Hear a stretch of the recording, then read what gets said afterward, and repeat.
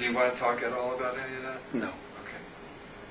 No. Everybody on the earth is from someplace else. None of us were born and hatched here. None of us as souls were created here. We all come from another time and place. My understanding is that all of the conscious spirit that's in this universe came through different black holes from other universes in time and space, which we simply aren't privy to. So we're ancient. There's no age to us. We weren't created with the universe. We came through another universe, through the black holes, to this place that we now call our universe, to continue to evolve. That's everyone. Virtually everyone. That contact at age 14, was that contact time travel in any way by the Andromedans to prepare you psychologically for your future contacts? Yes, they were all the contacts is where they had to come back, because they came here in 1980. Right. So they had to go back in time.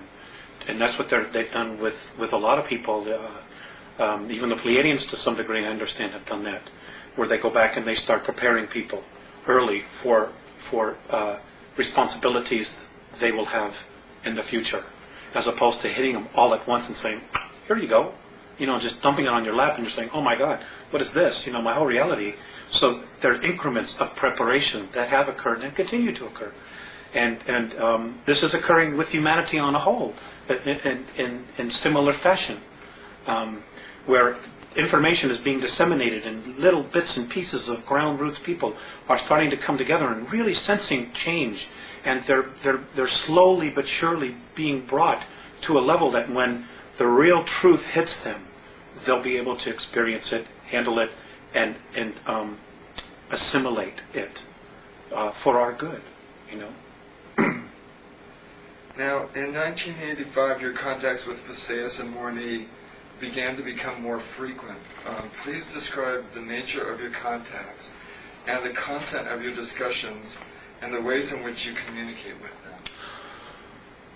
We don't have enough time for that. Okay. But, we have put together a series 1 and Series 2 of this information. In 1985, it really started to, the information, they were physical.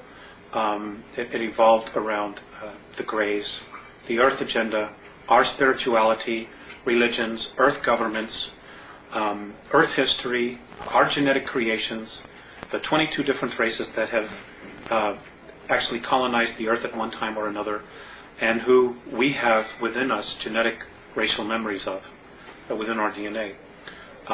And present time, things that are occurring now, and probable, I stress, probable future events, because the future is being created every day, and it's being changed every day, based on our thoughts. So, just to sum up, it is, I would need 10 hours. Okay. That's not something I could very simply go into. Okay. But the series of 8 and so on and so forth does in fact cover that. Okay. All that information. All right. Now, how does the symbol they gave you play a role in your contacts with them? Symbol. Apparently, they gave you a symbol that you use when you want to talk to them. The symbol was something that I chose.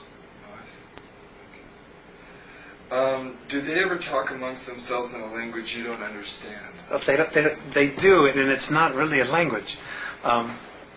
They're telepathic, and yes, they'll stand in circles when they're talking, and when they do talk, flashes of light where their third eye is, right here, different flashes of colors that we don't even have on our third density spectrum, just appear, and they're just boom, boom, boom, boom, boom, flashing all this color, and it's like instantaneous sentences are being just communicated, and sometimes there's nodding, sometimes there's nodding this way, or sometimes up and down, sometimes there's gestures, but all the time there's just flashes, and their flashes is their language. It's rare that I've been privy to what it is because they happen so fast. I couldn't assimilate it. So there are some universal gestures then. Yes. all human Do they beings smile? are very animated. Do Yes, they they smile. They also frown, and they also look very sad when something is distressing them. So they do experience it. They do experience emotions, but not to the degree that we do. After they've had their discussions, one will turn to me. Usually, most of the time it's Morene, and he'll talk to me like I'm talking to you. He'll actually go to the great lengths to speak to me. Or sometimes it's just telepathic. He'll just look at me, and for a while there I wasn't always getting the message because I was so focused on the color that was flashing in front. I was watching that, I was like, wow, this is really amazing. But sometimes I'd have to repeat it. But now that novelty has worn off, so now I listen to the message. And Phaseus is almost always telepathic. So that's what they do. What have they asked you to do in order to help them? Just to disseminate information. I'm currently in the process of trying to investigate all of the current UFO information that's out there, and what I've had the ability to do is sometimes check it with them. Well, is this true? Is that true? And they've said yes, or they've said no. There is a lot of disinformation out there. So what I've been trying to do is just to assimilate what is real and give it from their perspective of how it affects us. We have a real mess on our hands. Okay, let's talk about some of that. According to your Andromedan sources, there are 3 groups of extraterrestrials who are involved in very distressing agendas here on Earth. One is the renegade gray-skinned Zeta Reticulans. Another is the Giza intelligence, formerly of the Pleiades. And a third is the reptilians from Alpha Draconis. Is there another? Yes. Okay. There's the Orion group as well, and there's 141 of them here. And they're from Ursa Minor, Ursa Major, Rigel, and Betelgeuse. From that particular group, that particular area of the star system. There are a lot of agendas here, hidden agendas. And you have to understand that some of the races, for example, the Draconians. The Draconians themselves did not evolve as a life form in our universe. They were dumped here. They were brought here because they're just a pain. They're incredibly smart, they're incredibly psychic, they're incredible builders, but they're bullies. Their whole thing is control, domination. And because there's no race in our universe that can really beat them up and wipe them out, they don't have to choose light or dark. They're just where they are. And they've chosen the opposite polarity. They're a tough bunch. They've manipulated a lot of civilizations throughout our galaxy.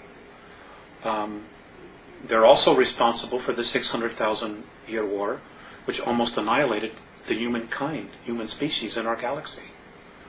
And they show very little remorse about it. Hopefully they'll be leaving soon. But the others are life forms that have evolved, like the Orions. The Orion group has been genetically manipulated and have been deeply entrenched in Draconian belief systems. So they're carrying that energy or that torch for whatever their agendas are, as well as their own agendas. Okay? The reticulant, the Greys have been controlled and manipulated by the Orion group. So there is a system, a class system here that's been established. And this is very common in the non-benevolent or regressive extraterrestrial structures, where there's a class system of workers, warriors, administrative or priests, and then the hierarchy, the royalty. And the lower you are, the worse you're treated. We have a history of that here on our planet as well. Right. And we've been taught this by the aliens themselves. Right. And the Pleiadians very much were part of that as well. For a time, they were very much in that belief system. Well, let's focus for a while on the renegade Zeta Reticulans. What appears to be the agenda of the gray-skinned Zeta Reticulans? Okay. Number one, I would like to say that, there's a lot of confusion that not all reticulans are evil. There are some reticulans